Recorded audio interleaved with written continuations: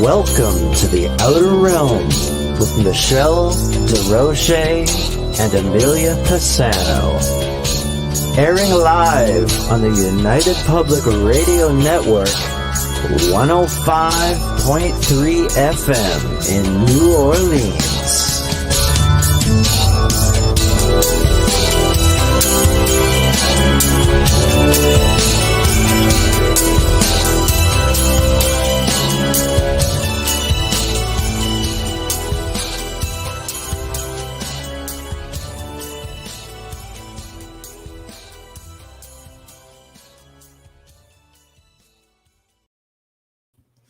Good evening, everyone. Welcome to the Thursday night segment of the Outer Realm.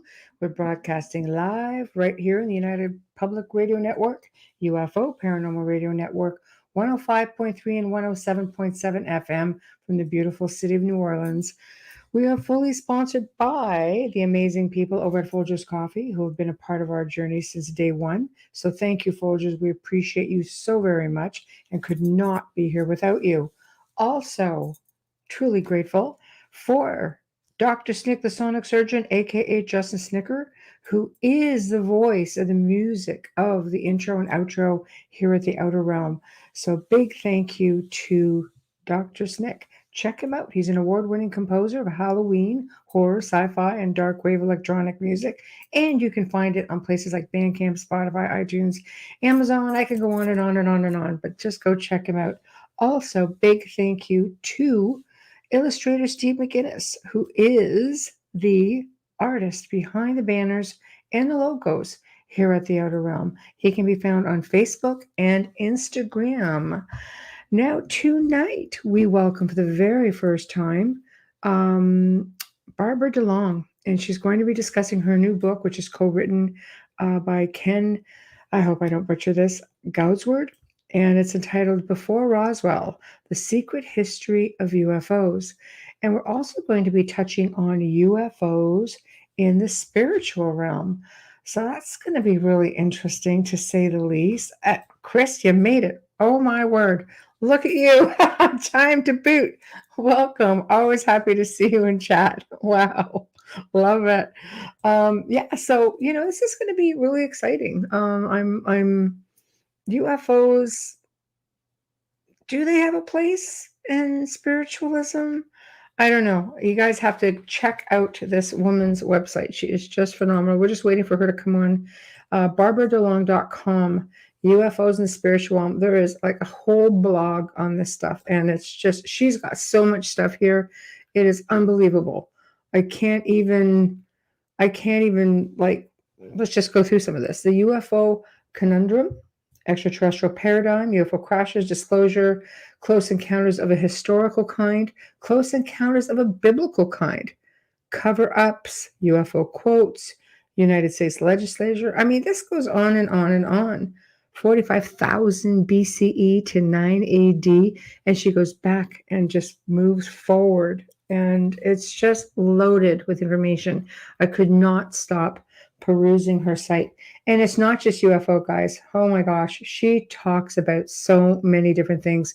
We actually had to book her again just because she's just, she's versed in so many different things. So let's definitely check her out. I can't wait. I'm so excited. Anyway, you all notice that Bubbles isn't with me tonight. She's still not feeling well. Hey, Tamara. She's still not feeling well. So we're really hoping that she's going to get on the mend pretty soon. And, kind of weird just not seeing my little bubbly compadre across from me. But while we're sitting here waiting for Barbara, never mind. She's here. Yay. All right. Look at me going on. I know, poor Bubbles. It's terrible to be sick, but it is a time of year, right? Anyway, hello. Hello. How are you? I am just super. Thank you. Oh, super. I like that. I've really been looking forward to this. I was just explaining before you came on that I was perusing the website and I literally just got lost in it because I just wanted to talk about everything, and I know we can't because we only have a couple of hours, if that. And it's really diverse. I mean, you talk about so many things. I do. I do. It's intentionally an umbrella, so I can put almost anything up there Yeah. and do. Yeah. So it's every now and then I freak out my web tech guy and I call him and I say, I think I want to make a change. And it's like, oh no, we just got it all straight again. Like, what'd you do now? Yeah, that's about it. I love it though. I love it. Leave you to your own devices and it just gets more and more amazing. Well, So, every now and then there's a new toy to play with. And right. recently I discovered the globe that revolves, Oh, and anybody who hits the website gets a dot. oh, So Mark will tell you that I'm a number person. right, I right. chase numbers. It's not so much I just they for some reason fascinate me. So, I had a friend who went to a funeral in India, and it was a family funeral, and it was, Oh, like where everybody comes and sits on the floor and everything. And I said to her, "Look, if you have spare time, get everybody to, just hit the website so I get a dot." And she she said, at the "Uh, funerals, do it. uh," she said, "Are you serious?" I said, "It's going to be boring after a while." And I got 6 or 7 dots in India. Um, Ooh, I I very I don't think they nice. even speak English, but I have dots there now.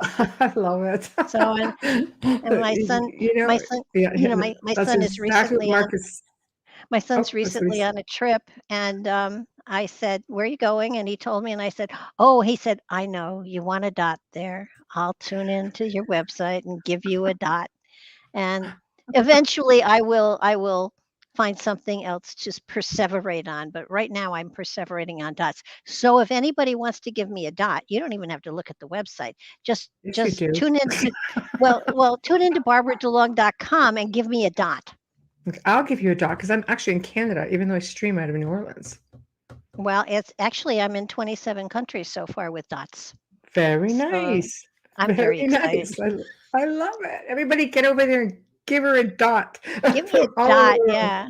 Well, And there's we're all over the world, so well, yeah. And it's really it's funny. I have this thing about numbers, and it's been something forever. It's not so much that I'm going to beat anybody, it's more beat myself and see just right, how far I can take something. right. So I think so it's fantastic. Mark's like, "No, I don't do math." She no, no. likes numbers, but I don't do math. Well, actually, I beat the bushes when we were real close to 2,000 subscribers on YouTube. And Ooh. so once we passed 3,000, I said to him, "I promise I'm not haunting the numbers anymore until we get close to some, place where we're crossing a threshold, and then I'll freak you out again." Watch out, it's coming, it's coming. Stevie No Wonder says, "Sending you a cosmic dot." On the website, throw it in there somewhere. Okay. Well, welcome, to the show. It's just such an honor to have you here. Like I said, I just got completely lost in all of the information. And I like to start off with, especially when there's this much information, it's humble beginnings. What brought you down this path? Because you are many paths. I don't even know which path you started on, but wow. Well, I think actually the really cool thing about it all is I never started out with, "Oh, this will look good on the resume." I didn't even have a resume. I was married out of college and had a child and taught school. I am that little old lady school teacher who hugs the right lane on the highways here in Nashville now. But it just it one point in time, I got drawn into the spiritual realms, and it battled for a while with my teaching career, and people kept saying you have to do it full time, and I kept saying, you have any idea what I make as a teacher with 2 master's degrees? Yeah. Exactly. It's hard Yeah, time for now. single parent with child in school. Right. No. and Right. and Right. and I caution everybody to be careful what they say, Right. because I said one time too many, when I retire, I will do this full time. Within a week, I had a car accident that forced me to leave teaching. Oh my word. Somebody wanted you doing this full time. I would say so. So I was retired in my 40s. Wow. Big lawsuit, Wow. the whole thing, but I Yeah. was, and it was, Yeah. I think one of the things, I had been doing readings and stuff like that prior. Mm. And so when I had the car accident and was laid up, so to speak, my mother said, "Well, at least you have the readings." And I said, "No, no, not doing any readings anymore." And she said, "Why?" And I said, "Because if the universe wants to be in this field, they're going to have to prove it to me." Oh, And I lived with my mother, so, I wasn't gonna be put out on the street. right. At least I don't think she considered it, but, um, she may have. Um, so we waited, and somebody said to me, "Have you applied for disability?" And I said, "I have a job. I just am on leave, and, that's ridiculous." And they said, "No, you deserve it. Apply for it." And I applied, and they told me it could take a year before you're approved. I said, "That's okay. I really, I'm doing it because I was told to." Right. And a week later, I was approved. And Wow. my mother said to me, "Okay, now you're going to start doing the readings again." And I said, "Nope, this is nothing. This is not even close to my paycheck. Forget that." And about 2 months later, and the bills were mounting. And my mother said, "I can feed you and I can house you, but I can't pay your bills." Oh And no. a week later, I was. Somebody mentioned to me, "Didn't you sign up for the insurance for if something happened to you?" And I said, "Well, yeah, but I only made one payment. I can't imagine that policy is in effect." They probably ran for the hills.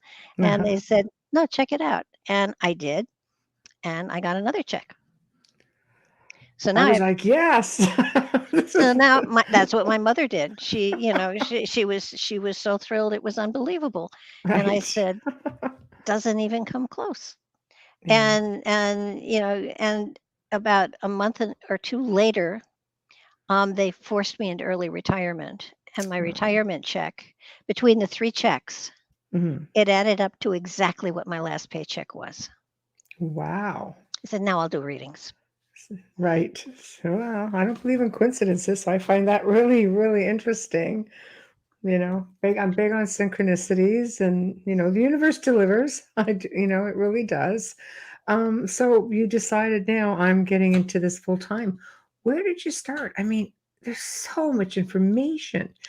Where did you start dabbling? And I'm just going to write about this, or actually this, or this, or No, I had been in a spiritual development class in a spiritualist church for 7 years, oh, wonderful, and so I had wonderful. been doing readings and stuff like that as a sideline. It was fun. I had a lot of fun with it. Yeah. And then it got a little more serious, and I started to write. And I did personal Mandelas for people for a number of years, Mhm. and there are about 500 of them all over the world. Wow. And and after I took a look at them, and I thought, well, these are kind of cool, but wouldn't it be cool to do a deck of cards using the Mandelas? Because there's no deck out there that is aimed at spiritual development. Mm. It's all aimed at prognostication. Right. Right.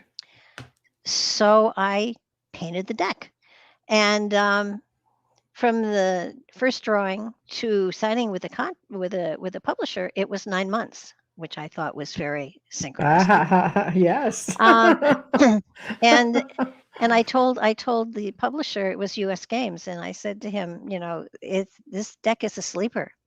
This was 31 years ago. I said, "This deck Wow. is not ready for the public."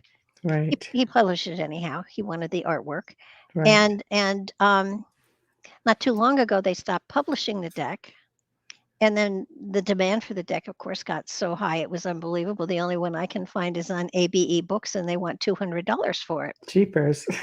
So a That's friend of mine, congratulations. Wonderful.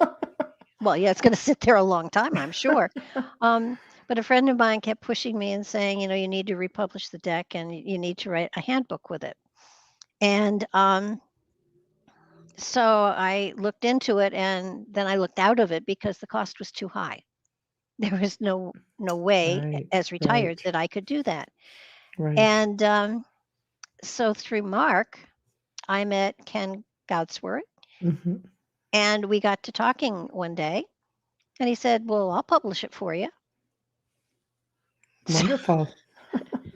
It is costing me nothing. Right. And the deck of cards is almost ready to be reissued as an octagon shape instead of a circle. Oh, very nice. And the handbook, which I was supposed to write 31 years ago, but didn't, and I'm glad I didn't because I'm so much, well, the word is older, but I have, Seasoned? see, I'm more seasoned, yes. Right. And the handbook is now, I think, I've got it'll be handed to him probably before June and then published probably June, July, but it's running about 400 pages, Wow, that's one heck of a handbook. all You don't spiritual. mess around. No, no. I mean, Wow. and when I was talking to my computer tech guy, he said, yeah, because I said, this is work. And he said, but there's a light at the end of the tunnel. I said, no, power's out. There's no light at the end of this tunnel. Right. It's a train. There's Sorry. there no Yeah. there's no candle, there's no flicker, there's no nothing. It's black. Wow. But it's not. I'm about halfway through. So it So, was much easier the first time around, is what you're saying. well, when you write the little right book for the deck, Yeah.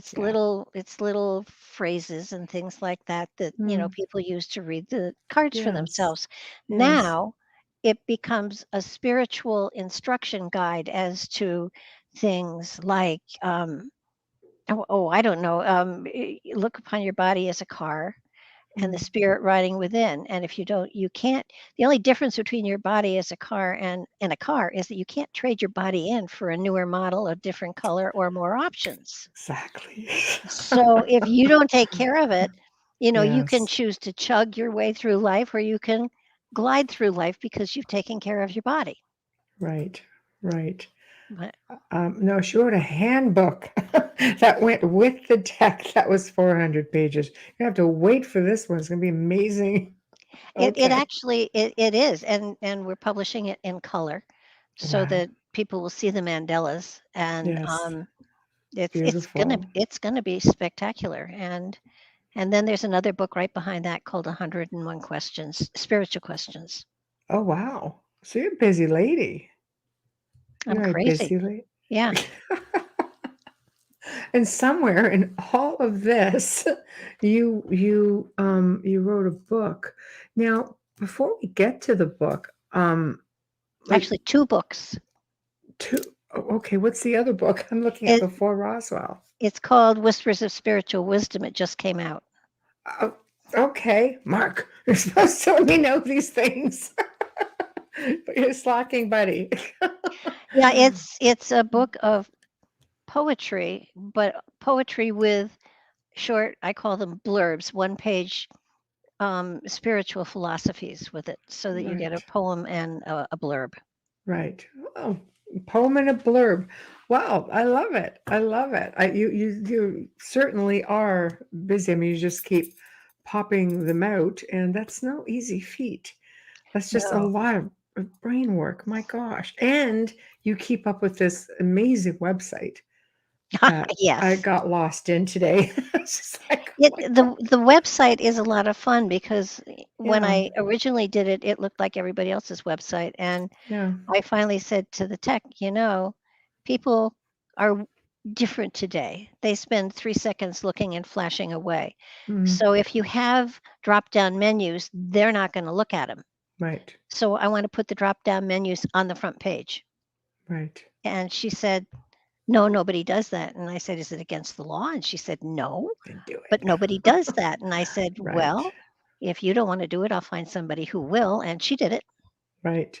And Oh, I it's spectacular. I Yeah. love it. It just, because you're drawn in by the graphics, and then when you click on one of the graphics, there's a couple hundred other things you can look at. Can I share it? Can I Sure. share it and show it? Okay, one second. Let me come in here and see if I can. I have to stop screen on this one. One second. We're going to go share this right up. Bear with me, people, because you guys have to see this. This is amazing. Okay. We're going to share this. Okay. So here we go. As we can see, It's just got, like, it's got everything. Okay, this is where I started out, and I ended up right back here. I was like, what did she say about this again? It's just like amazing.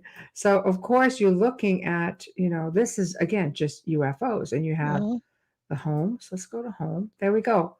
I mean, come on, people. Look at this stuff. It's amazing. Secrets of the Stones, aha moments. That one sounds like actually really interesting. It I is. It is. oh, it's all like Keep amazing. going. You'll see the globe. Okay, wait. Oh, okay, There's the hold on. globe. Actually, Do I there. do I just get this one here? It Or do doesn't matter. It's two of the same. They're going to have to take one of them off.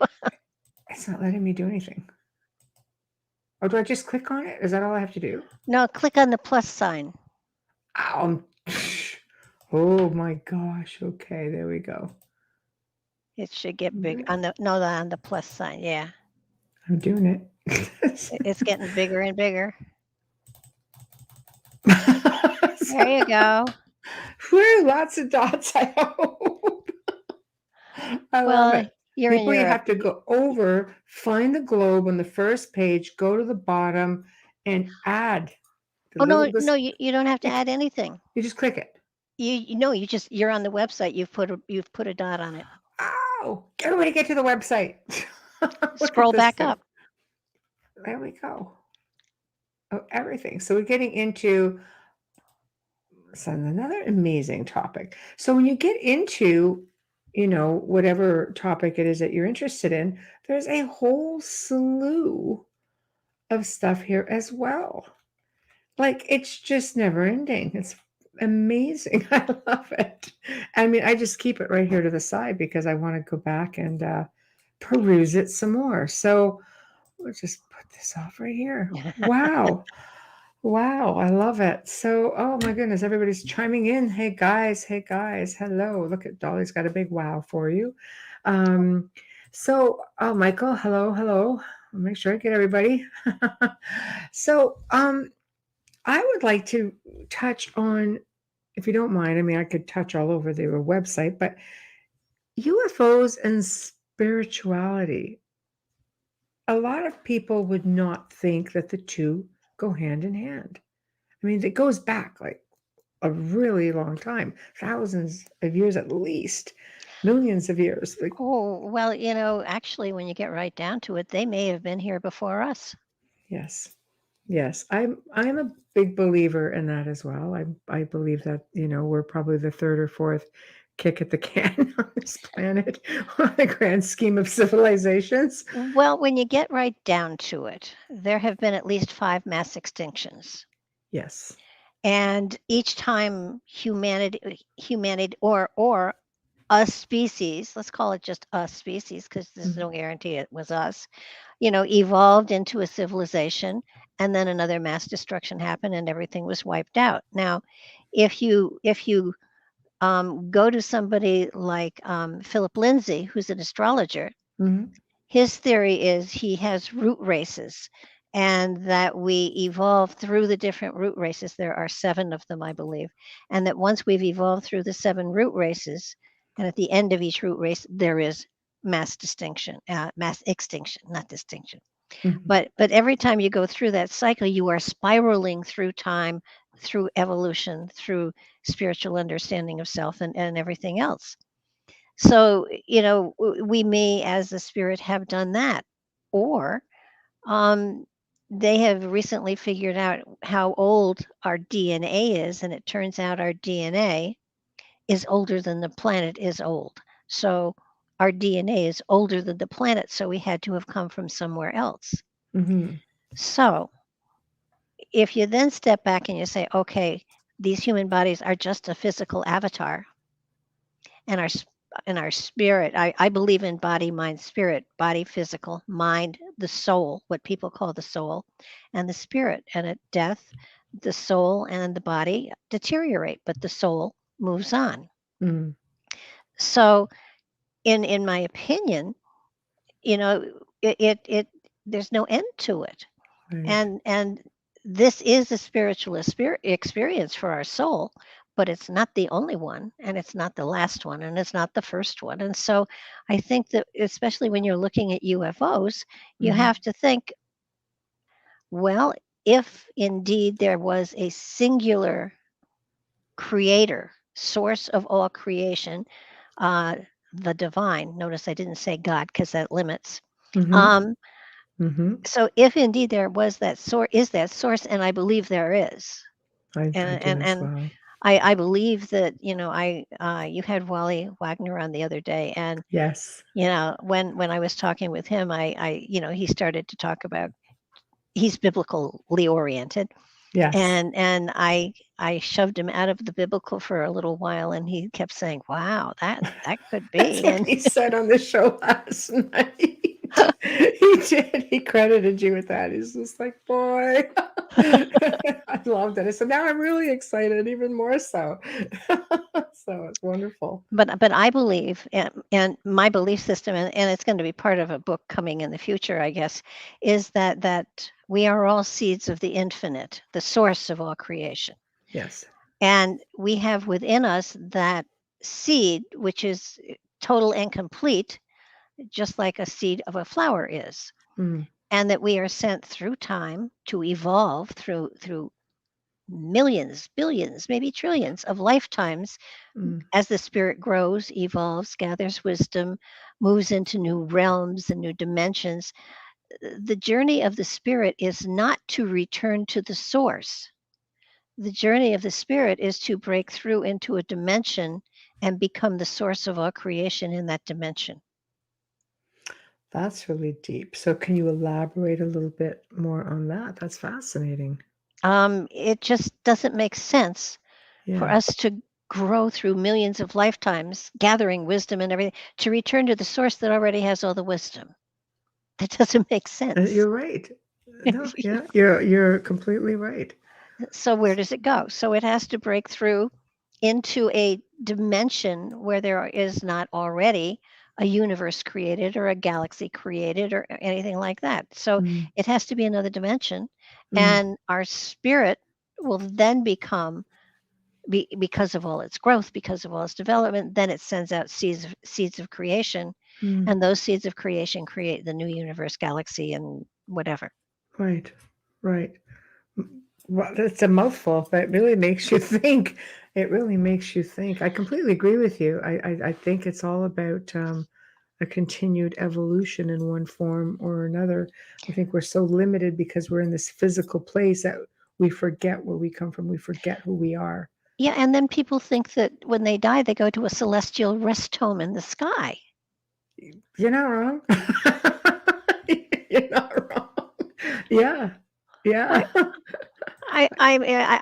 I guess at death you go where you think you're supposed to go, and then they slowly cue you in that you're not done with your journey. Right. Um, And then some people cry and say, I don't want to come back. And other people are like, yes, I want to keep going. well, and it doesn't mean you come to the earth plane. See, this is where a lot, I think it's, again, we spoke about this with Wallace last night as well, conditioning. Mhm. We're so conditioned to believe one thing on an average, like again, and I will say, I'll say the religion word. Um, we stay within those boundaries, and we're afraid to step outside the box, and we do forget who we are and where we come from, and we think one thing: go to the light. You either go up, you go down, Yeah. and that's the end. And oh wait, maybe recycle back in, start all over again. And we are always here. Well, that's it. I said to Wally, I remember when I was talking with him about this, after he get up off the floor, I said, you could be a green blob next lifetime. Right. Wow. Yeah. Hmm. A nice green blob, but that could be, but in this reality on the earth plane, religion has become a prison. Yes, I'm It, glad you said it and not me, because I'm always getting like the mail. Why you just did on religion? I don't mm, really. Okay, I do. So, I mean, so I do. it's it's solace for some people. It's their Right. way of life. It's exactly what keeps them going and makes them feel safe. And Right. I have friends who say, when I die, I'm going to go home, and I agree. They're going to go home, but then they're going to come back or go Right. forward or whatever. And where is home? You That, know, you know. but the thing is, if we have that piece of the infinite inside of us, if we Mhm. are already a fully evolved spirit, and I believe we are, Mhm. this journey through time is important for us to gain something, haven't the Mhm. faintest idea what it is. But Right. but we're Because experiencing things, and we have to be in the physical to experience them. and it's rough here. Like, do we get brownie points? Seriously, it's just not an easy go on this earthly plane. Like, some people really, really struggle. I mean, that's a whole other show, but my word, it's not easy. But it's karmic. It's something that they are balancing out from a past lifetime. It's Right. it's and karma isn't bad or good, it's Hmm. energy. Right. And if you have done something that was horrible, then at Mm. some point in time, that balance will come back into your life. And Mm. we've all been nasty people, and we've been good people. We've been saints and we've been sinners. We've Right. walked on water, and we've been burned at the stake. So there's a little bit of everything. Hmm. But this is the place where we get to feel the Right. actual effect of our behavior. If we're Hmm. in spirit, if we're in the etherical realm, you don't feel. Hmm. You may love emotionally and all of that, but Hmm. you don't feel what you do when you're on the earth plane. So if you look upon bad things as, ooh, what a challenge. Mm. You know, I can do this. Maybe. I, Caution to the wind. Jump in with both feet. Just do it. it's kind of like every time I hit Um, something that feels disastrous, it's like, I wonder what I did to deserve this. And and right. and and then you take the spiritual into this lifetime and you say, okay, if this is in response to something I did when I was not quite so spiritual, Right. let's apply the spiritual element within me to this difficulty to see if I can mitigate it and make it better. And therefore, I can get on with things instead of saying, poor me, shoot, what have I done? I'll suffer through it. And no, I'm not going to suffer through anything. I will find a way to Right. make it better. Right. I like you. I think that's brilliant. I'm just gonna tap into a couple questions because the whole thing's right. We actually have 7 chat rooms all coming in. People, I'm not ignoring you. I just have 7 chat rooms, so I have to sort of bounce around a bit. Uh, Bart Sharp, hello, Bart.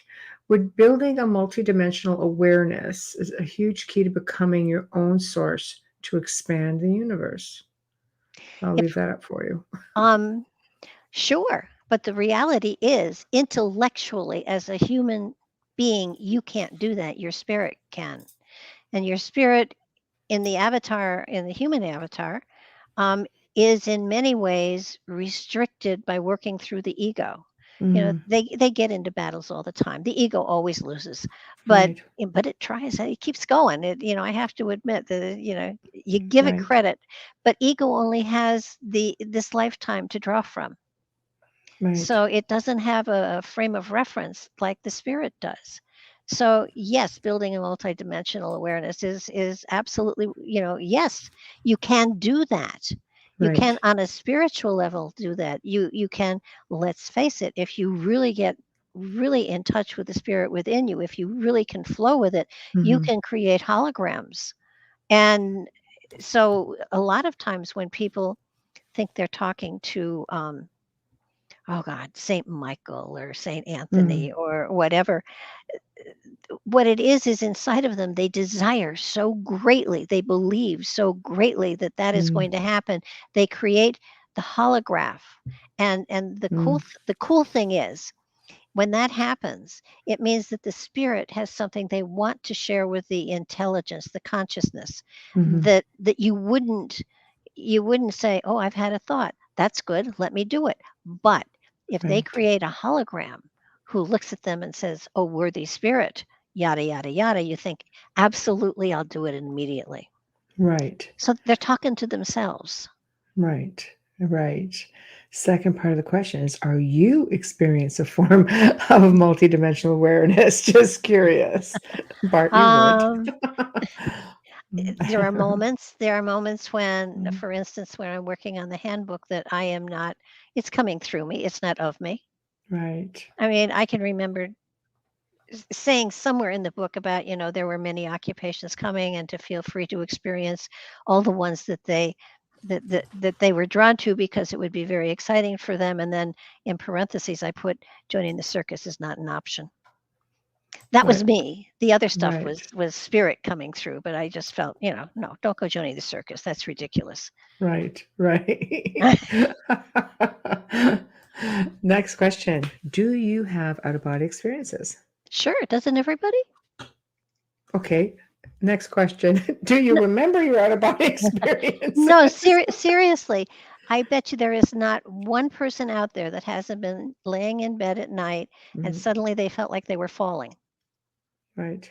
and Yeah, it's they were happened. coming back from an out of body experience. Yes. Yes. Oh yeah, I've done that. I've done it. Yeah, I don't like that feeling of falling. I always feel like I'm landing on my head. Instead of feet first, it's like wait. sure. You brace yourself, and but by the time you're bracing yourself, you're back in. Right, it's true. Dolly also asked, are you mastering your abilities? I'm working on it. Oh, lovely. I think everybody is. Hmm. I was not a painter when I started doing the mandalas. Not a painter, Right, not an artist at all.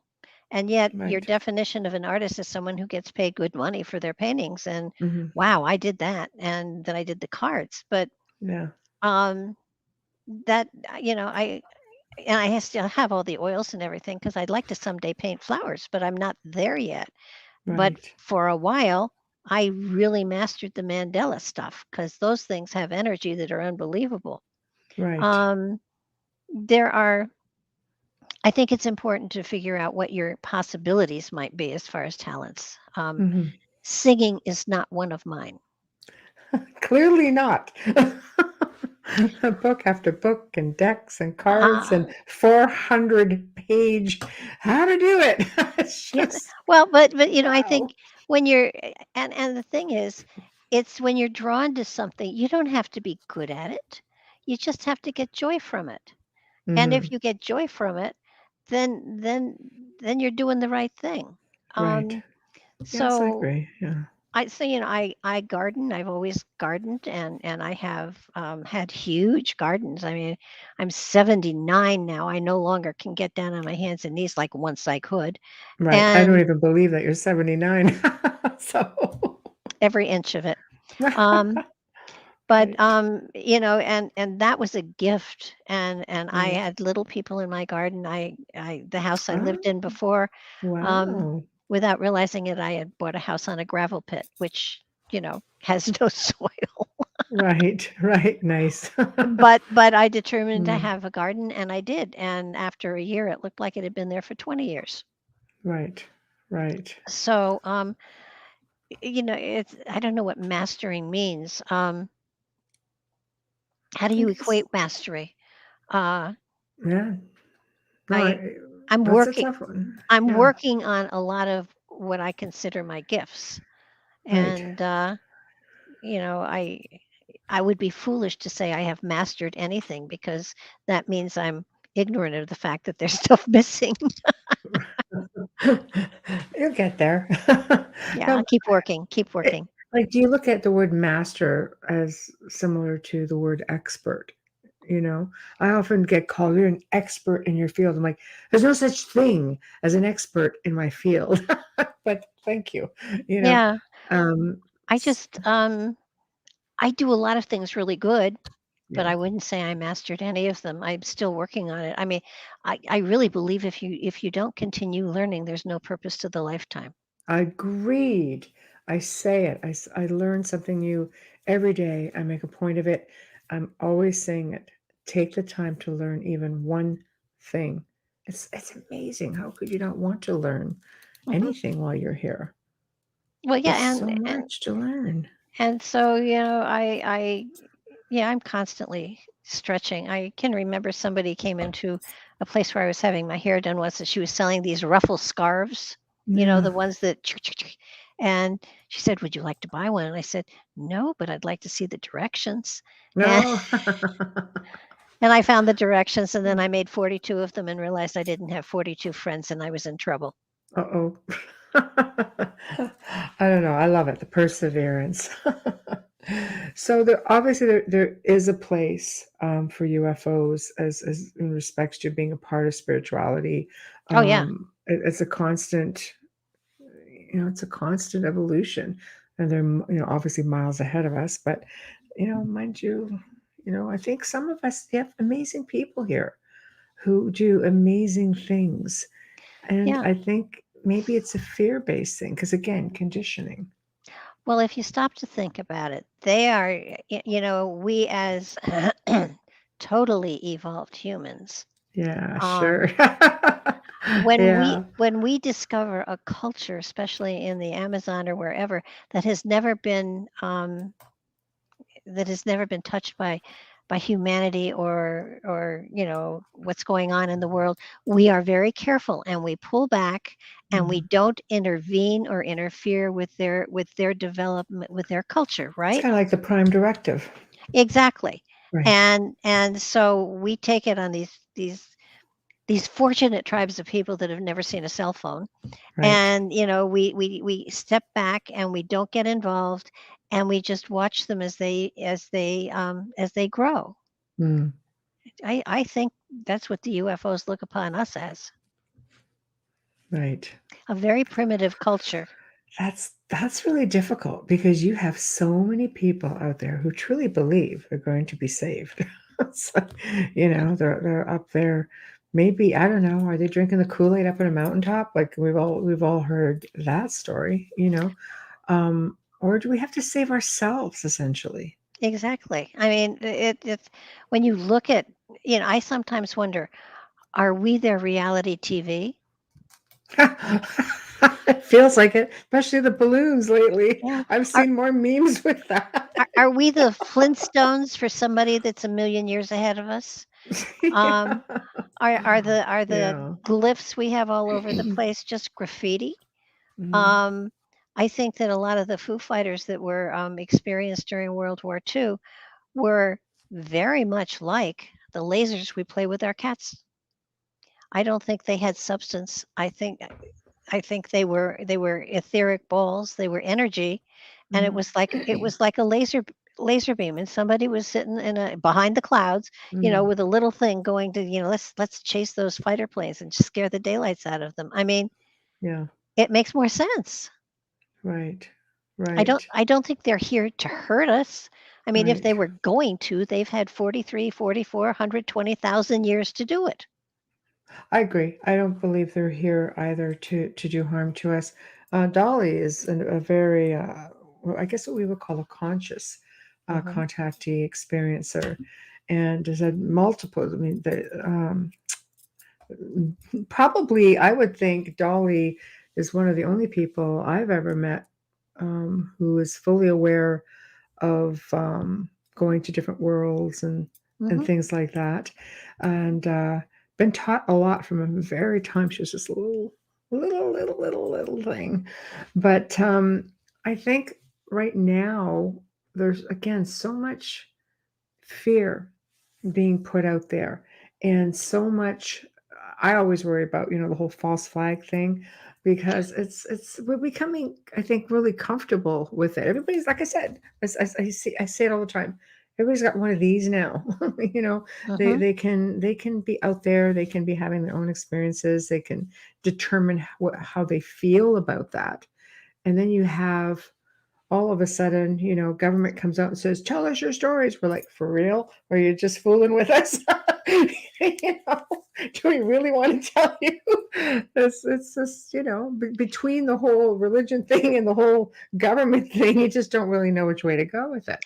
No, and you don't know who's telling you the truth anymore. And I think that's why Ken, in his great wisdom, Yes. chose Roswell to be the place where we started to go backwards from, because prior to that, there hadn't been really the Mm. false flags. There hadn't been the hiding Yes. information. There hadn't been, nobody knew what was going on. Mm. So, it was a time when there was an innocence in the community. Mhm. And for the most part, there are some stories of people that were frightened and stuff like that, but for the most part, not so. And now I'm going to get the dates wrong because I don't have them in front of me, Yeah, and that's I have the okay. We book won't here, hold but you to it. in about 1889, in there was a flap of a lot of UFO sightings, Mhm. and one of them in Aurora, Texas. The UFO actually hit a windmill and crashed, and they sort of fixed it. It flew again, and then it crashed at the edge of the woods, and it burst into flame. And they thought that there were 6 passengers, but they only found the burnt body of one. And the people in the town. And it was a very small man. So, I mean, today we would probably say it was a gray, but I don't know. But anyhow, the pilot, we'll call him the pilot. They Mhm. took his body, they put it in a coffin, they had a funeral for him, I know the story. I think and it's they amazing. they buried him in their cemetery, and they did not mark the grave. And a number of years later, one of the agencies for the government wanted to go and exhume the body, and the people in the town would not tell them where it was. Wow, I love that. I love that. It's just one more example, just much like the ancients who just coexisted, really famously, I would say, with these. I don't even want to say stellar because I mean, if they're here, you look at the Hopi talk about, their the ant people, their friends who lived, beneath I the have a earth. I have a theory about that. Ooh, love to hear it. When they talk about the ant people, they have these drawings of these weird looking beings. Yes, I think they were called ant people because they lived underground, not because they were weird. They were just right, people that lived underground. right. And Yes, so, frame of reference wise, now we have created these monsters that right. that that didn't exist. Look at Kuyu. I mean, that Mhm. they have 13 levels or more that would hold over 5,000 people with their animals. Yes, yes, I know. And there are so many other places like that, Mhm. Absolutely. you know. I think the ancient people emulated who they, what they saw and Sure. built monuments to those they respected. You've had, extraterrestrial races buried as pharaohs in tombs. Like Mhm. this isn't somebody that you fear. No, but I don't think the Homo sapiens built any of those temples. I think they were built prior by Right, a culture that came before the flood. right. And I believe many of them are, and how many are underwater that we don't even know about. oh yeah, tons. Yes, So and yes. were they human? I don't know, because if you look at the steps in Mexico, those steps to those pyramids were not built for human feet. No, they're huge. Yeah. So Well, I mean, I've whatever. I've climbed the Great Pyramid of Giza. I could tell you that was a feat. Like, I so, can imagine. yeah. And there was a great deal a flap about the empty chamber in the Great Pyramid that was above the Great Gallery. And Yes. there was all sorts of, oh, I know who's buried there. I know what's buried there. It's empty. I've been, yes, it is empty. There's nothing there. So there's nothing there. Not even But dust. no, no, no. It's an amazing building. I've been to Hmm. ancient places all over the world, and that one is an anomaly to me. Everybody's got a theory. I've had people on the show with their theories. In the end of the day, a lot of modern day academia is like, no, no, this is built by the Egyptian people, and maybe, but maybe a bit of guidance or a little bit of help, or you know. But if the Sphinx is older, Oh than yeah. pre-flood, then I'm thinking possibly so is the rest of the monuments. but Well, that's yeah, I just would me. think so. Oh, no, I totally agree. Yeah. And I think when you look at even, go back to the tepi, I mean, they Yes. they they Yes. buried their stuff. So there was a reason they buried it, and the Sphinx Yes. was buried too. Yes. So, Yes. so it's kind of like, just what was that culture? And that's what's always, fascinated me. Not, you can't tell me that between now and 9,000 years ago, 12,000 years ago, all these monuments were built.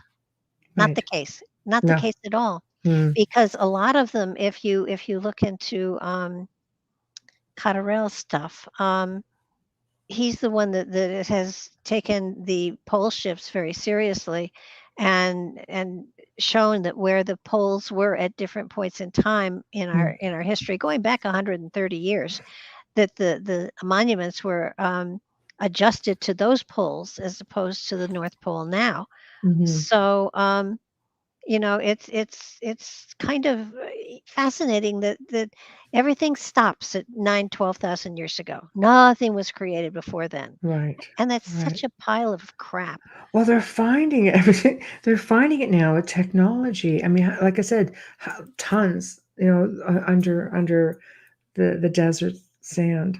I mean, there's an archaeologist in, her name eludes me, but in Egypt, and she does everything through satellite now. They're finding all kinds of things underground, and Mhm. the oceans, come on, everywhere, pyramids underwater. Yeah. Look at the one off the Azores, that thing is massive. Is that the black no, there's one in Alaska there's a Also, black pyramid in the mountain. yeah, but they tell you, "No, no, there's nothing there. No." Okay. Sure, let's go with no. Pictures.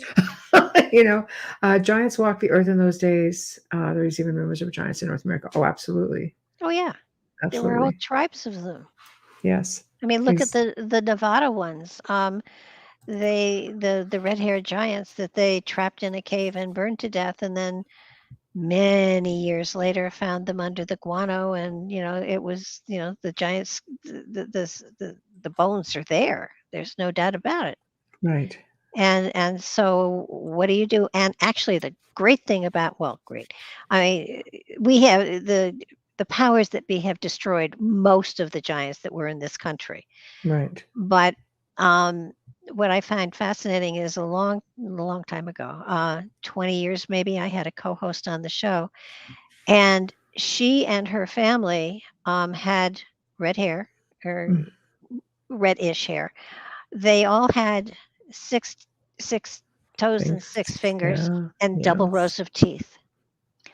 All attributes of giants, which Yes. would say that the DNA of the giants has come down through the centuries. Yes. Yes. I'm completely in agreement with that. There's all kinds of information starting to surface. Yeah. It's all, in my opinion, it's always been there, but I mean, and we can thank the Smithsonian for that. I think, I just think the powers that be do not want us to think that we are this ancient. We had all these ancient civilizations. What would that do to religion and its beliefs? I'm saying it again, people. I know. I'm sorry. I'm sorry. Don't Well, shoot the messenger. It's out there. Just look it up. well, Right. and see, that's what we have done all through time. Yes, I mean, I think the Bible is a really unusual book, it and is. and Yeah. if all you read is the red print, you're fine. Right. But the Yes. rest of it um, has been put together by a whole bunch of men trying to create a vehicle to manipulate people. Yes. Well, again, we touched on this last night. What's in those Vatican archives? It's all Oh, information they have. That's what I'd love to see a book on.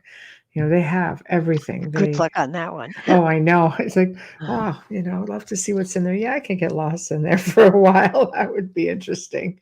But it's a matter of being. We have to wake up. Well, It's time now. It's time if we you have look to. if you look at some of the age-old traditions, and the two I can think of is the Vatican Yeah. and the House of Windsor. They're starting to crumble. Yes. and the respect that has been shown, and the amount of honor that we have given them in our lives. Um, I you look into history and you find that the Vatican helped Nazis escape Germany. Oh, yes. Yes. I mean, Yes. There's a lot that they were people supposed to don't not take know. sides, you know. I mean, And I know. I um, know. so, but the reality is they're human and they have human fallacies, Right. and so you can't. And for me, the issue with a pope is, if I want to talk to my creator, I will talk to my creator. I am not going through someone else, That's right. especially a man who wears slippers. So During the daytime when he's out in public. yeah, no, no. So I know. I know. No, I'm in, complete agreement. I am one that believes, because I mean, I'm definitely very spiritual. Spent Uh time up in, Lily Dale's like one of my favorite places to go and decompress. huh. But I love it. And, I have friends there, and it's just such, Well, that's a very cool place, oh, it and is. they Yeah, it's a refuge it for is. people who have a gift and a talent, and I can't Yes. remember what they call the big rock there where they have the Inspiration inspiration point. rock. Yeah. Yeah. Yeah. It's beautiful. Yeah, it is. It's you, as soon as you walk into the place, it just exudes, this Hmm. amazing energy and history. And there isn't any real part of it where you don't feel good when you're there, Well, you know? my first I studied for 7 years in the spiritualist church, Hmm. so very. Yes. I never went to Ros to Lilydale, but I was always going to, but I never did. Oh, really? A great place to decompress. And I'm Hmm. just proud to have friends there. And it's an amazing place. I mean, even Abraham Lincoln, Oh yeah. spent time there, and Harry Houdini tried to debunk them, and it's so much amazing history. I love it. But but that's really cool too. They have ghost tours and all kinds of stuff. Oh It's a lot. sure. They're a lot of fun. It's just I love the outlook on everything, and I've worked with some amazing people there and met some amazing people there from all over the world. It amazes me how you can have a place where people come from all over the world Hmm. to convene. And they talk your language. They do. They That's do. that's the cool thing. It's universal. It's just amazing. Um, yes, Chris, we know he was a Republican. That's okay. He was still cool and into it. you know, I love it. But so getting back into Mark wants to talk about Houdini. Are you starting stuff, Mark? Okay, you lead, Mark. We'll follow along. Oh So, goodness. Oh goodness. oh, I know, I know. So, um, moving forward, like writing this book before Roswell, do you think? I mean, you've got all kinds of stories, in there. How far back do you go? I think, as I recall, the last. No, I will flip through because um, the last um, thing that we had in here um, goes back beyond 270,000 years ago. See, right there, right there. Sumer.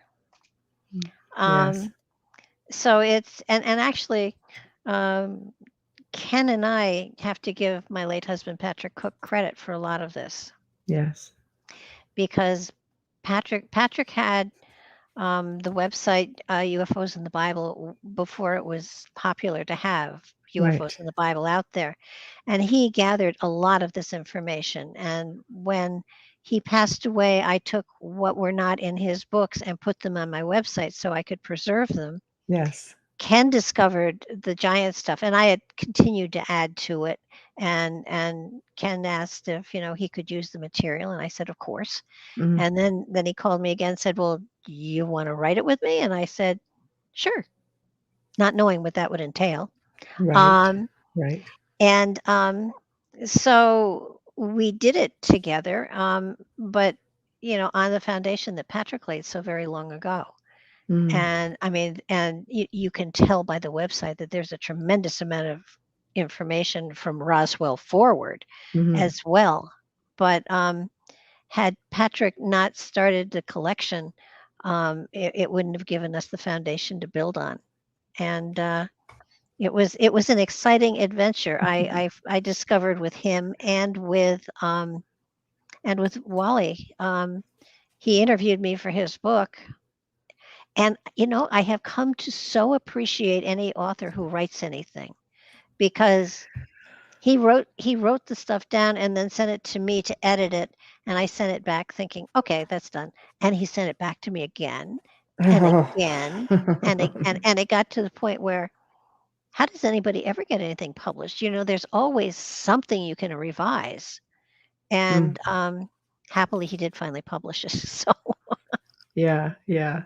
Well, I'm glad. But so this is like a real homage to your late husband as well. Like it's just keeping his memory alive and all this work that he's done. oh yeah. People don't realize, because I know Michael Carter's also been on and he's spoken in great um, lengths about UFOs in the Bible. I've done shows on that as well. People Mhm. don't realize, when the church is like, no, it doesn't exist, it's blasphemy. You're looking at ancient paintings, even like the Oh, crucifixion of sure. Christ, and there's a UFO right there. Like there's this is a pretty big deal. Like I think we're the only part of civilization that's ever been here.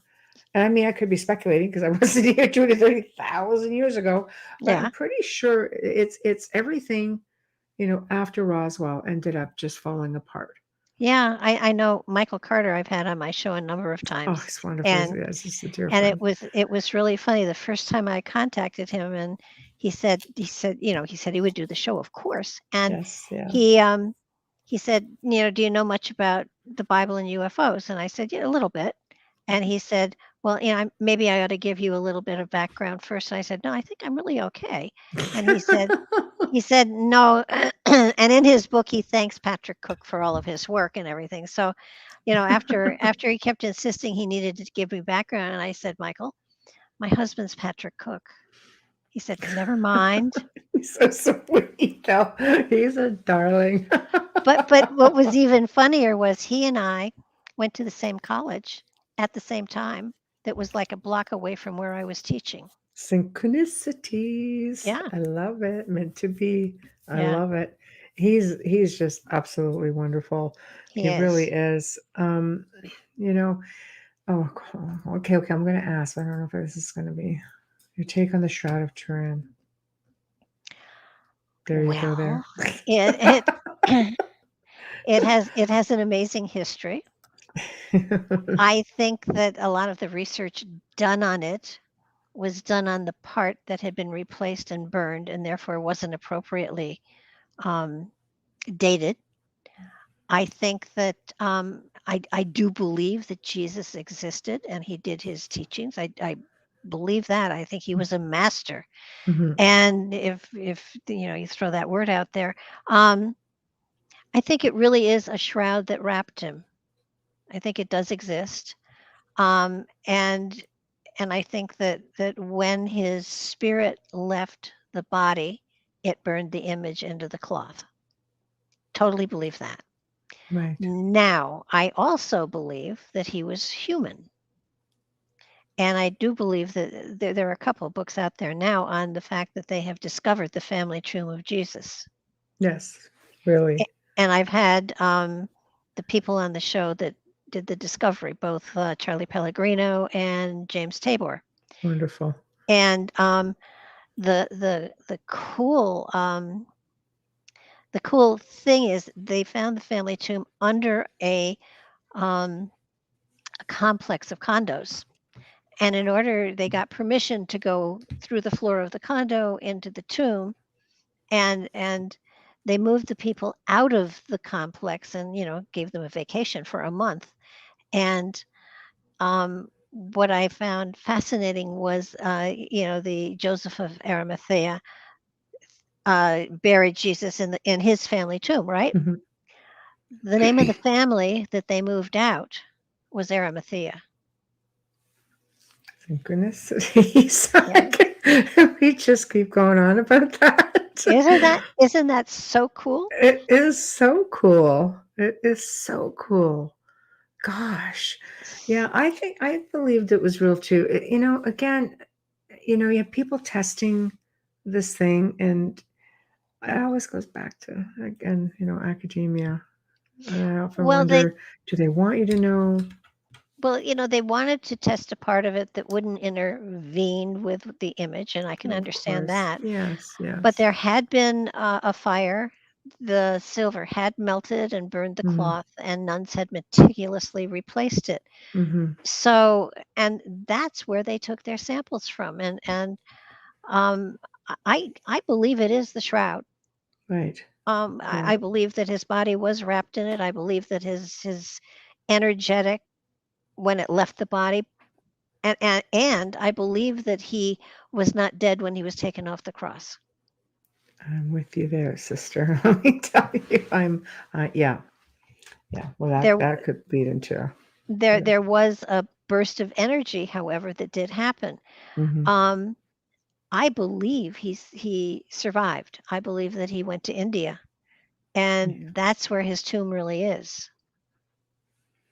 Interesting. And they called him Isa, and he was there for quite a while. Now, Mary went to England with Joseph of Arimathea, and they document her presence there as best one can over that period of time. Yes. Yes. So I also would believe that they both felt that they had a mission to complete, and that would be spreading the word and having people understand, that they have an essence within them that is part of the Creator. Mm-hmm. I truly believe that. You Mm-hmm. know, you know, Yes. uh, and he was the son of God, the same way you and I are. Mm-hmm. We are a Yes. piece. We are a piece of the source.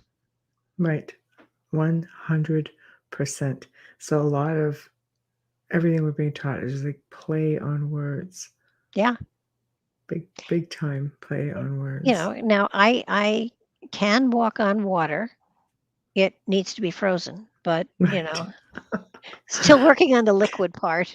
Right. Technically, though, it's true. Yeah. You are. A little technicality, like, cold. So, Yeah. Michael says, any insight on crop circles and its rich history? Yeah, they're really neat. They're very neat.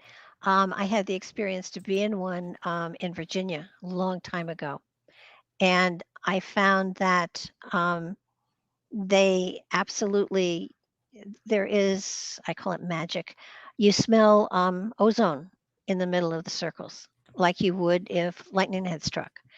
The same feeling of almost being under a cone of silence is in them.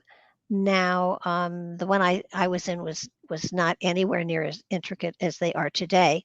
Mm-hmm. I would say that the crop circles today are messages from us in the future, Oh, and that they're interdimensional as well. right. That's why they happen so fast. I because there was one not too long ago that was done of of a gray, and then a circle of binary code Yes. that warned us Which, about you know people lying and whatever. mhm. And the same type of a message sort of came through. Are you familiar with the Rendlesham Forest? Um, I am. I am. Jim, I always mispronounce his last name, Patterson, whatever it is. His first Yeah. name was Jim. Um, Right. when he touched the drone, and it was a drone of some sort, he was downloaded with binary code that he wrote down, and later it was translated. And it basically said that the human condition, was ongoing, and eyes of your eyes, and source of origin was 8,100 years, Wow. which means it was from the future. Right. Right. And at first I thought, isn't that great? We're here in 81 years. And I said, wait a minute. They said the human experience. Are they watching humans as we evolve, devolve, and become something else? Or is the human species wiped out and something else takes place Hmm. um, later on down the road? You know, we're A only in lot the of we're only in the that's 2000s. yeah. 8,000, 6,000 years from now, a lot can happen.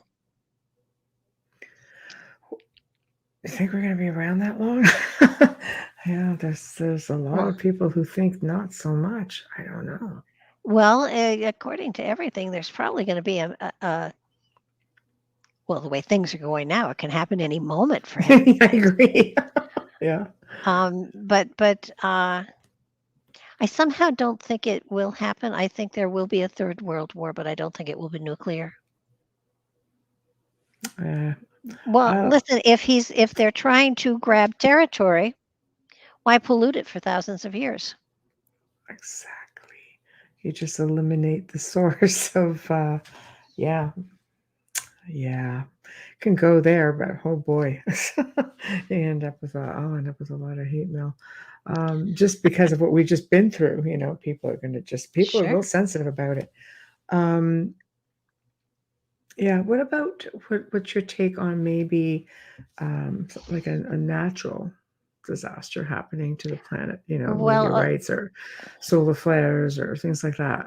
some think that the mass extinctions that have taken place prior were a comet passing the Earth, not hitting, but passing, Passing it right. and then destroying our equilibrium or whatever. Mm, I don't agree with that. I think we've been hit by comets that have created tsunamis that have, shifted mm, the core of the planet so that the poles shifted, the whole thing. mm-hmm. And from what I've read and the people I've talked to, and I'm so fortunate because I get to find experts in all sorts of fields and then talk them into tutoring me for 2 hours for free. I love it. So I, Mm, and then recently, to me, it seems that these shifts of the crust mhm, they've taken place immediately, and mm. sometimes the crust has moved as much as 2,000 miles. That's substantial. So That's very substantial. obviously, a lot of structures are not going to exist that kind of shift. No, no, no, no. Well, I guess all we can do is wait and see. Like I said, we're not the first kick at the can. We won't be the last kick at the can. No. So, as Michael says, the future affects the past. Yes, interesting. There are. I'm going to assume he's trying to say plasma Hmm. burns on megalithic structures throughout the world, showing an actual degree on a compass of directional incoming superheated plasma, repetitive cyclic apocalypses. Yeah, absolutely. Yeah.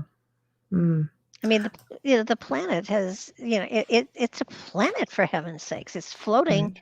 It's floating out there amongst tons of cosmic garbage.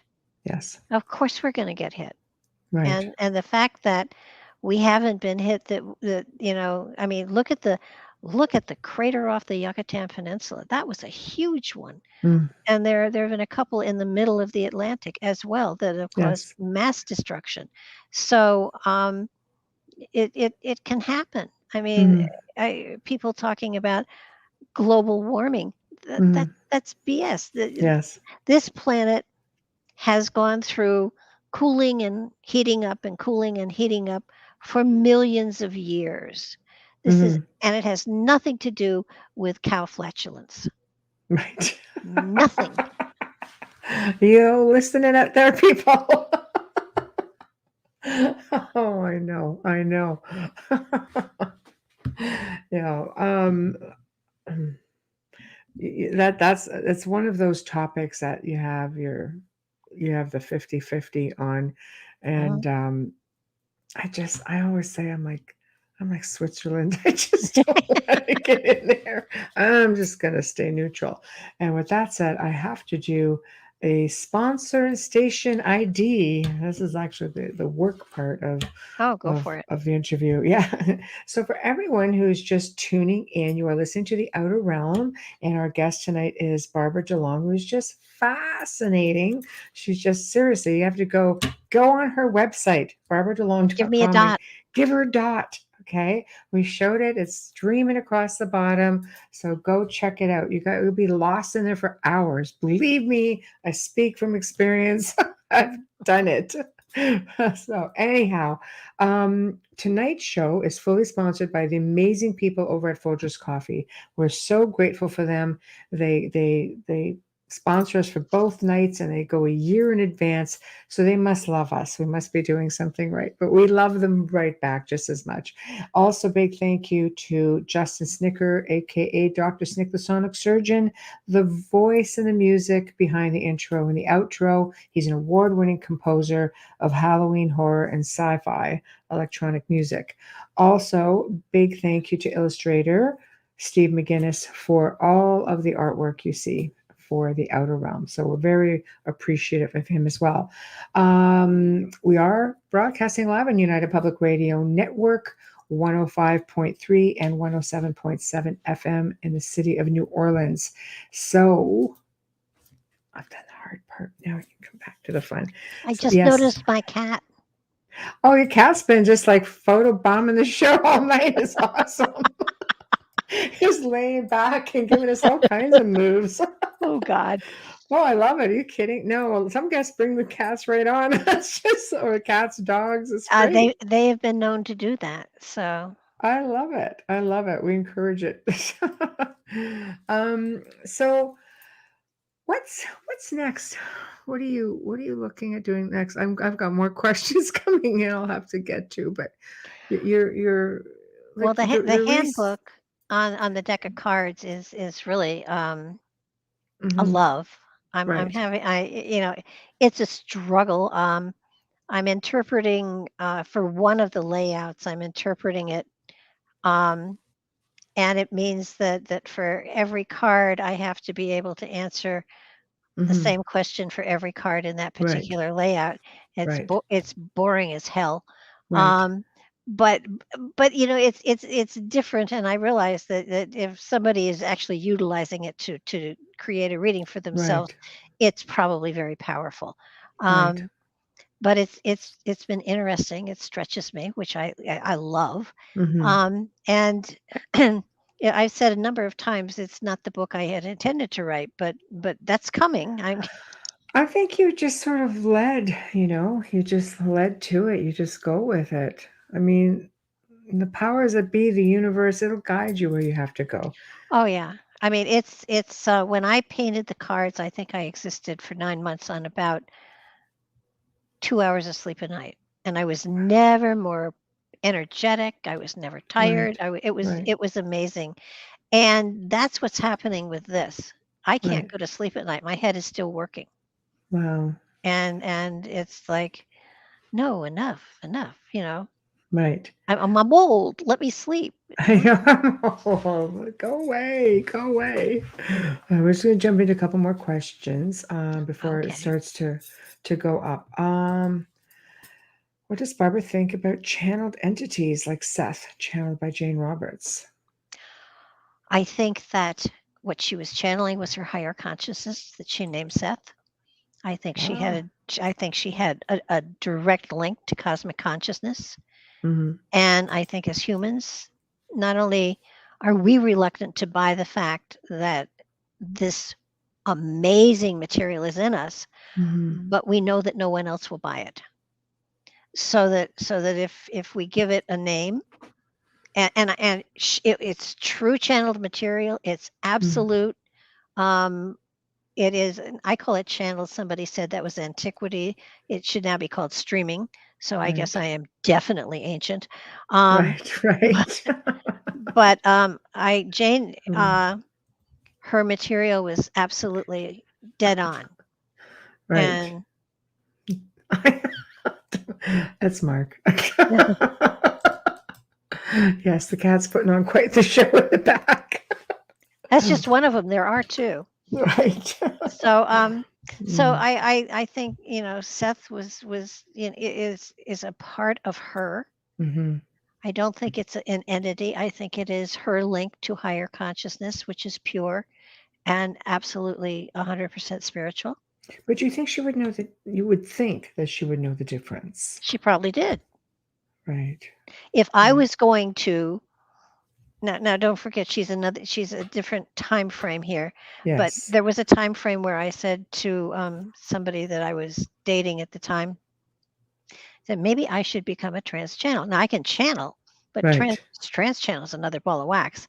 Right. And he said, "Well, isn't everybody taken?" And I said, "Oh no, tons of people channel Michael, but I don't want to channel somebody that everybody else does." And so Hmm. I said, "So if I'm going to take on the persona of a channel, and Ramtha was taken by Jay-Z Knight, and I thought I will channel Melchizedek. Nobody's channeling him yet." Um, but I couldn't keep a straight face. So it just wouldn't work then. I am a channel. I am not a trans channel. Right. Right. I'm too nosy. I will take responsibility for everything I say. Right. A It's still yeah, a trans channel doesn't have to. right. It was, oh, I wasn't here. Right. We'll leave that right there. When doing readings, do you feel the cards and their meanings change with different people and their personalities, which affect the readings? Absolutely. Right. The cards, as you use them, Hmm. become you. So the more you use them, the more that you absorb what they mean to you and you utilize that meaning. And Hmm. of course, if you are genuinely reading someone's energy, you're getting information for that energy and that's what you give them. But the cards open the door. Right. Mm. There we go. There we go. Watch for those cards coming out. With Seth and Jane. Oh, okay. Well, Well, no, wait, I agree with you, but I don't. Jay-Z Knight, when she started, was absolutely authentic. And she found that she could fake it well. And once you start faking it, the genuineness goes. So originally she was absolutely authentic. Towards the end, not so much. Not when a spirit tells you to invest in something or to do something for someone, that is going to cost you. No, that's not channeling. That's that's manipulation. that's right. That's interfering. And Yes. and Seth, absolutely, absolutely, 100%. Right. Okay. There you go, Chris. So, all right. Oh, still coming in. Okay. He went to the dark side. Jay-Z went to the dark side. She Hmm. did. She did. Yeah. That's a lot of the greats go that way, unfortunately. It's a very hard thing to not do. Right. When you have a gift that makes you so unique, people are in awe of you. Hmm. It's hard. It's hard to keep your feet on the ground. I, Hmm. I fortunately have a ton of people around me that'll tell me I'm full of crap. So, you know, it keeps me very sincere. Well, you just come on this show. We'll just keep praising you. I seriously, I do. I love your research. I love your point of view and how you explain everything. And I think people who have real questions, there's just so much spinning of information out there. Oh yeah. It's just so hard. I mean, we're online, but people are like, well, if it's on the internet, it must be true. Well, with What? when the deck and the book come out, Hmm. there will be a website for the deck and the book, and Hmm. there will be what I am calling a seeker forum, so that if they have questions, spiritual or about the cards or Hmm. whatever, I'll be happy to answer the questions right on the website. Right. Perfect. So once the deck is released, where are they going to be able to grab this wonderment of Um, 400? oh well, the book will be on Amazon. The cards are Yes. at a different publisher, but Okay. but that will be released when we get there. Yes. Right. It's, it'll all be released together and along with a website so Right. that my website, barbaradelong.com, Mhm. is not a retail website. I don't sell No. anything on it. Right. So I won't put anything for sale on it. Mhm. So I've created a separate website for Oh, the it's cards in the great. deck. So when you come on in August, it will already be out, and we can share that information Oh up yeah. with everyone. Wonderful. Yeah, I know she's coming back on in August. So we have a lot of things to talk about. So so then basically just again getting back to the whole UFO research. 'Cause I know we're Okay. bouncing around a lot there. It's okay. Um, but I know our people love UFO stuff. So I'm going to touch again on the spirituality a Sure. little bit. There are different races of beings They say. that they say. That's where I was going. Do you think, I mean, when you're looking at a place for them being in, um, most people know grays. I could see a lot you have light beings, you've got all of this slew, like Paul Hillier has said at one point there were like, what, 130 something races of extraterrestrials or, terrestrials. Hmm. Um, but when you're looking at, I don't want to give the reptilians a bad rap, but let's face it, I don't really picture them as being overly spiritual, but I could be wrong. Am I wrong? Tell me, Barbara. It's like, The Greys probably exist. I don't mhm, know if they're from the future. I don't right. know If if, they're us in the future? yeah, they could be us in the future for all I Yeah. know. Yeah. And Nordics make sense. Right. Um, Right. but when you get into reptilians and Mm. green blobs, Green um, blobs. I think you're in science fiction. Really? I do. Wow. Okay. Oh boy, we might have some people out there going, "What? What about the royal family?" I could go on forever with this stuff. Believe me. It's like, Well, yeah, uh, same here. I do yeah. believe that. Okay, let's look at, different Hmm. planets may well have different environments Hmm. that may well require a different physicality or Mm. whatever. Yeah. There was at one time, were at one time, people on the surface of Mars. Now they're underneath the surface, but they're still there. Hmm. Um, I believe mostly they're humanoid, Right. with some variations. If you look at the Indian um, illustrations, Mm. their aliens are green.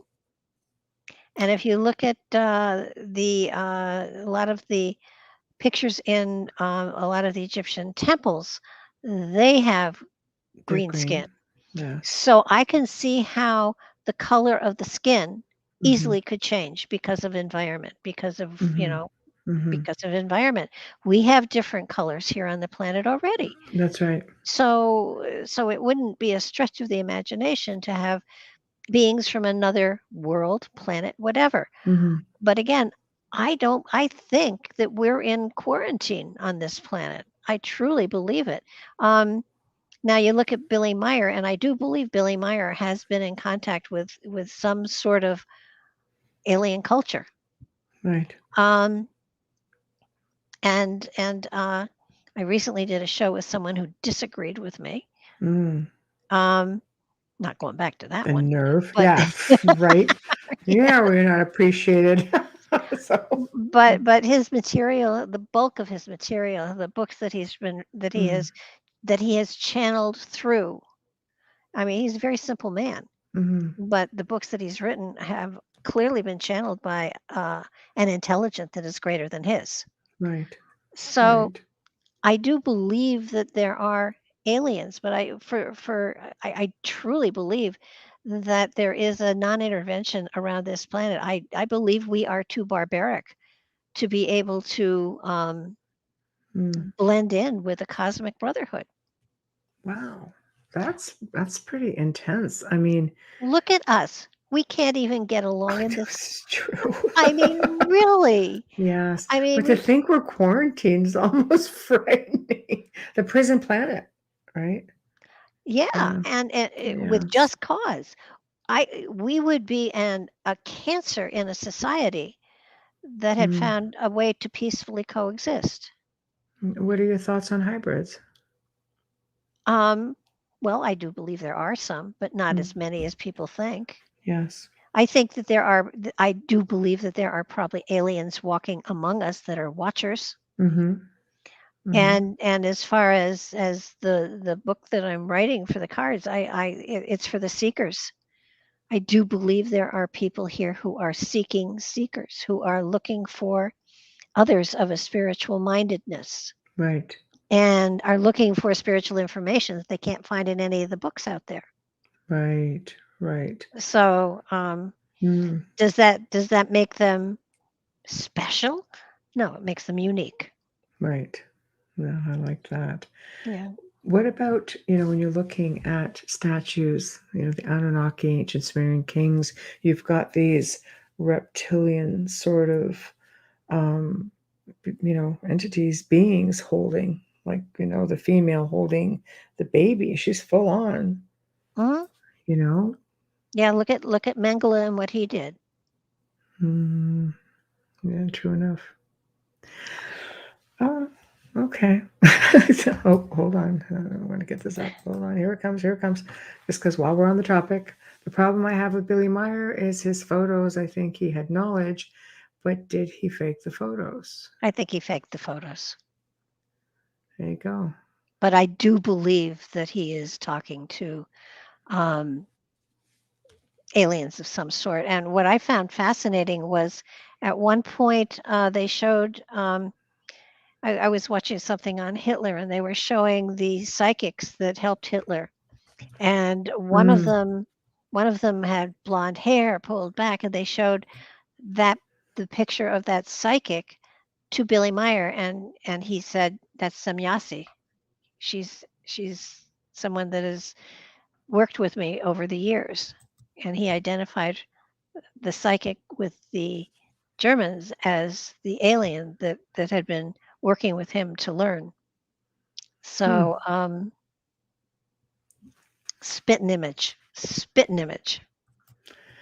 Well, yeah, they're out there. Well, they are, and I think that it wouldn't surprise me if Mm, any alien culture had some, emissaries that were here, not to mm, change humanity, but to watch humanity. right. I mean, we're going to do what we're going to do. There's So, free will. yeah, absolutely on the free will. What are your thoughts on exopolitics? Do you think they're like way out there? I asked the same question last night. The space fleet, you know, everybody's, I mean, ancient civilization on Mars. You're seeing a lot of, are we looking at pareidolia or are we actually seeing ancient monuments that resemble what we're seeing here? The moon, the same. Oh, the moon's hollow. It rings. You know, Exactly. Yes. you dump a space, module on it, and it rings. Yes. Yeah, it's Yes. hollow. Yes. So I think that Death Star people watching us. um, Yeah. I think that there are bases on the dark side of the moon. Yes. I think that Mars did have a civilization there. It lost its atmosphere. I don't know why or how, Hmm. but it lost its atmosphere. But I do believe there is a civilization still inside of Mars. And Mary Joyce, if you have never had Oh, her she's been on on, the show. Yeah, okay, she's a hoot. Oh, yeah. Yeah. she has found entrances into Mars and the moon Yes. that are quite obviously there. Yes. So, I mean, it's sort of like Antarctica. I do believe there is a culture. There's a culture there. There's a society there. Yes. I'm not so sure about Hollow Earth stuff, but Hmm. I do believe Antarctica has something going on there that, well, let's put it this way: Admiral Byrd got his, He got turned around and sent home with his tail between his legs. He did. And let's face it, I mean, it's pretty heavily guarded considering. Well, and when you stop to think about it, we have our little huts on the surface, but there Mm, are also places that are no-fly zones. Why? yeah, exactly. Yes. There are Yeah. openings in the snow that are big enough for a ship to flow into. Hmm. There's a lake there that is it's melted. It's a lake on the surface. It is. And look at the huge ice shelf that just dropped off last year. That Yeah. doesn't just happen. Nope. There's definitely something that's happening there. I So, think there's enough strange stuff among us without aliens mm-hmm, chirping in. mm-hmm, And it just I won't touch politics, but same. it Mm, but it yeah. just seems to me that we have been held in the dark for so long. Mm-hmm. I do know there is a cure for cancer that's not been shared with us. I do know that Yes. Tesla invented a free Yes. electricity, free Yes. electricity that Yes. they would rather charge us for instead of giving us the free stuff. Right. I don't know why they don't put up Tesla towers now. They have other plans with other towers. Let's just leave that right there. That's why. It Just saying. with all of us struggling so with the money situation, Mhm. why not share with us some of the stuff they've got? Who are they saving it for? Well, future generations of select people, I would think. At the end of the day, that's the big question. This is I think we have these people here with us, almost like overlords. It's just like darn wardens. If we're on Well, the prison planet, we're in trouble. I know it's going to sound a little conspiracy theory-ish, Let's wait. Let me get my tin hat. I want in. So- but you can't tell me that 23andMe and Ancestry.com were looking for DNAs just to plot your family, whatever. Thank you. I say it all the time. They were looking for DNA, and then when the pandemic hit, Specifics. Yeah, they were swabbing for DNA. They weren't swabbing to find out if you had a cold or not. You were probably sneezing all over them, so they know you had one. that's But right. they're looking for a DNA grouping of some sort, and I don't know why. Mm. I've had other guests who have been on who have mentioned things like this, and where they just message me privately with stuff, and I'm just kind of like going, "I knew it, I knew it." Yeah, So there's a definitely really strong theory that there's something going on, and it's something else that's coming. But I'll sidetrack from that since I can't really say very much about it. But what about negative blood types? yeah, they don't know where they came from. Exactly. Are they looking for, how many? The RH negatives. Yeah, I wonder. Well, there have been people that have, suggested that they are the survivors of Atlantis, Right. and there was a while back where I really thought that Atlantis was not really an island. Hmm. It was a mothership that ran out of gas. And Oh, I and love it. That's true. that it landed Yeah. there, and in order to hide itself, it Yes. terraformed itself, Yes. created a culture, sent out people looking for the gas station, Right. and they were there for, a couple thousand years maybe. Hmm. Right.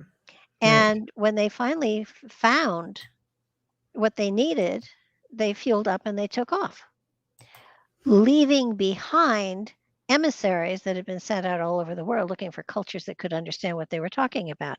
And Right. those are the people that mastered the stone stuff and built the pyramids and stuff. Right. I That's I I've heard this, and I'm always like, yes, it's the only thing that makes sense to me. It's true. That's you why know you can't find it. You can maybe find remnants of it, remnants. Well, Something lands somewhere over a period of like nah, it was. hundreds of thousands of years. But you look at then the petroglyphs of Mu. Hmm. They Yes. have some interesting stuff. And then her next book, the lady that wrote the petroglyphs of Mu, Hmm. also is writing a book on non-medal. And non-medal was created to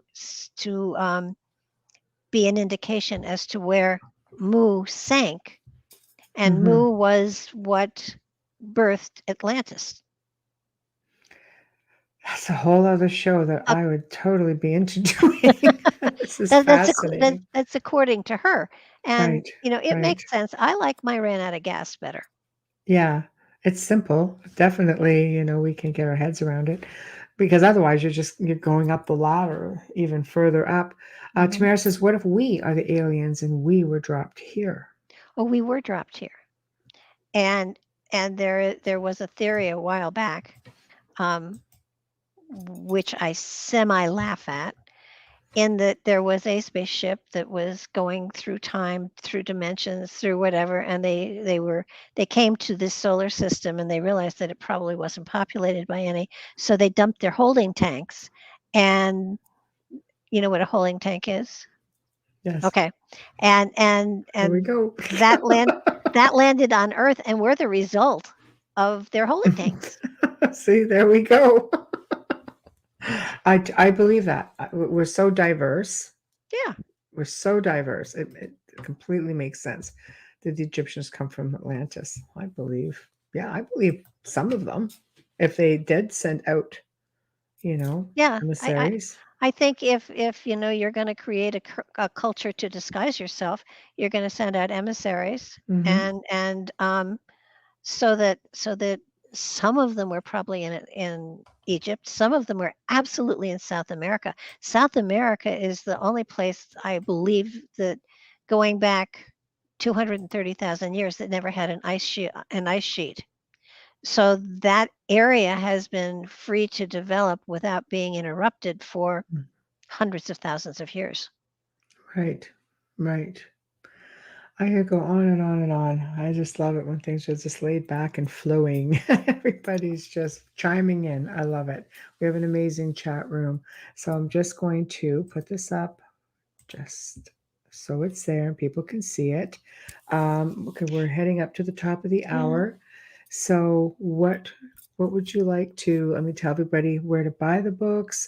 When do you expect your deck and handbook handbook to be coming Yeah, both out? hands, please. Is that big? Yes, Um, big book. Yeah. Probably June, hopefully, and Okay. and before Roswell, we put it together, and I had read through it, and I've read through it a number of times, and I have to say, it's a delightful book in that I think it should be in schools, because if you taught history that played off of the different UFO experiences, Mm, people would remember the history. I mean, and I'm not saying do away with history. I'm saying yeah. incorporate the UFO stuff into it so kids will remember it. Mm. Um, it's a really cool book. It's pardon the expression, but it's a great bathroom book. Who says that about their own book? Sorry. Of course. Oh no. Well, people will go and check it out. I know it had me intrigued. I definitely wanted to, at least touch on it and bring it in the forefront. Lastly, Chris, you're on a roll. How does Barbara's deck differ from the other decks? Is it a tarot deck or is it something else? Well, tarot means card. So in the greatest stretch of everything, it is tarot, but it is Right. not, because I didn't want to conform to any modality that was already out there. Mm-hmm. So this deck has, instead of the traditional ones, it has, I renamed all the chakras because I couldn't pronounce them. So it has the chakras, it has cosmic laws, it has universal energies, it has the astrology signs. Um, the first three groupings were all 11. So you have master numbers here, of 11, of 22, and of 33. And then you have uh, different ways of utilizing them, and it's meant to be a modality in which you are allowing yourself to spiritually expand into the awareness of what's already out there and has been out there for a tremendous amount of time, and yet nobody's paying attention to them. I mean, the law of Mm, cause and effect, the law of attraction, the law of mm, karma, universal spirituality, all of mm. these aspects that go into the making of our character, and so the deck is more for your self development and self awareness. Can you prognosticate? Yes, Mhm. but you can. But that's and with the different spreads I give, there's one that incorporates everything into it. And then once you've been through all of the different kind of ways you can utilize the deck, past, present, future, body, mind, spirit. You can read it according to the months of the year. You can read it according to time. You Mhm. can, but the coolest part of it, once you've exhausted all of those, and trust me, I have gone through doing everything with somebody, and it was an 8-hour reading. The best part of the reading was looking at the cards that were not drawn, because those are the aspects you're avoiding this moment in time. Oh, wow. Yeah. I'm still trying to get over the 8 hours, but yeah, looking over all of that, that's phenomenal. You don't think to do something like that, you know? Covering all your bases again. Look, oh, well, okay, Chris, you're just gonna have to tune in August when she tells you where to get them. So, You can look for the deck. It's we can't find it anymore. It's just right, not out there. right. But you But wouldn't have the handbook anyway. no, but they will be coming shortly. And they're what I love about it is they're not circular, they're hexagon, which makes it so unique. Yes, absolutely. I don't think I've ever seen a hexagon deck. I haven't either. Yeah, kudos to you for bringing that out. Well, So, it was the only circular deck published. It was the second circular deck published when it came right, out right, in 92. right. So I'm now it definitely going to get a deck. No, I don't read, but I have people in my life who like to give themselves readings every morning before they start their day. I And have I have a friend who is a musician, and he draws a card every day, and he bought the deck at Pikes Peak 20 years ago, and wow, he uses the wow, deck still. So wow. it gives you insight. It gives you into, if you draw one card, this is something to pay attention to today. Mhm. I like it. I like it. And I already have two people on my list who are going to get them for Christmas. Oh, cool. I know the price, and they're going, yeah, they know who they are. They know who they are. Well, thank you so much for indulging me with all my. I'm extremely laid back tonight, so this is a lot of fun because usually I just, but it's just you're so informative. You're just so delightful to speak with and to listen to. I always learn something, when people come on the show, and it's just you completely draw me in, and I thank you for that. Oh, my And pleasure. thank you. So thank you, and thank you to everybody in the chat room. I can't keep getting no more questions. I'm saying no more questions. Don't put any more in. So I know. But thank you, and I will be in touch with you, and I will get you links and things like that. Thank you very much. Thank you. A pleasure. Believe me, a pleasure. Thank you. Well, guys, we have come to the end of another fantastic segment here on the Outer Realm.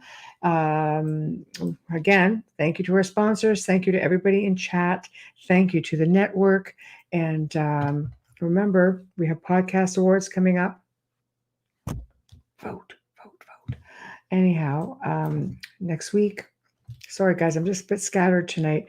I'm still in the whole Barbara DeLong mode. So Wednesday night, the Outer Realm for the very first time is going to be welcoming all the way from the UK, Colin Saunders, and he's going to be discussing his new book, Triangular UFOs of the United Kingdom. And what's inside, you might ask? Well, he's got over 130 encounters from different people, stories, experiencers who have had experiences with triangular UFOs, which includes missing time, men in black, all the traditional fun stuff. So tune in for that. It's UK week next week, by the way. Thursday night, we welcome the return of Mark Ollie, who's going to be discussing his newest book, The Polychronicon of Merlin, Joseph, and Arthur, which is a product of decades of research on the Arthurian, for those who don't know, King Arthur legend. I mean, this is a big book, and I think he said something like, I don't know, 40, 50 years of research. That's some resilience right there. That's all I'm going to say. Anyhow, so tune in for that. I think it's going to be great. Mark is just like delightful, and you guys will love him. So have a good weekend. Hopefully Bubbles will be back with us next week, feeling better, and try to behave yourselves so we can get everybody back in chat, doing a roll call. Anyway, take care, guys. Have a great weekend.